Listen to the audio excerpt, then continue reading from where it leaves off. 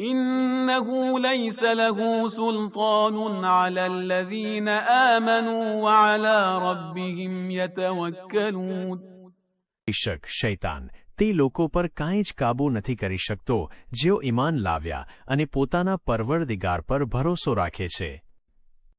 તફસીર. જો કુરાન ઇમામો અલૈહિસ્સલામની તફસીર અને માર્ગદર્શન સાથે હોય અને પાક દિલોમાં ઉતરે તો તે હિદાયત છે. કુરાન માણસને હોશિયાર બનાવે છે અને ઈમાનમાં વધારો કરે છે અને ઇલ્મમાં પણ વધારો કરે છે.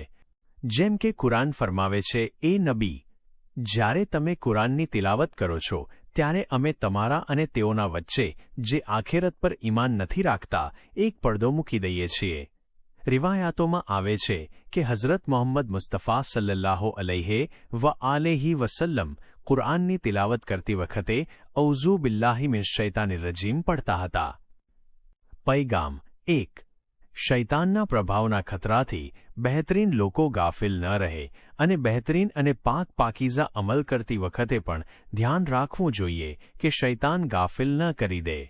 કુરઆનની તિલાવત કરવા પહેલા મહાન નબી સલ્લલ્લાહુ અલૈહિ વ આલિહિ વસલ્લમ પણ ઔઝુ બિલ્લાહિ મિનશ શૈતાનિર રજીમ પડતા. 2.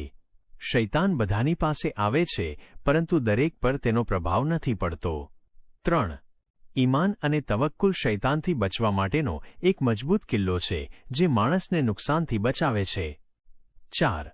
અલ્લાહ પાસે પનાહ માંગવી એ તેના પર ઈમાન અને તેના પર તવક્કુલની નિશાની છે. 5. તમારી પનાહ માંગવી અલ્લાહની પનાહ સાથે જોડાયેલી છે. તેથી પનાહ માંગો તો અલ્લાહ તમને પનાહ આપે અને જો તે પનાહ ન આપે તો અમારી પનાહ બેકાર છે. 6. અલ્લાહ સિવાય કોઈ બીજી પનાહ નથી.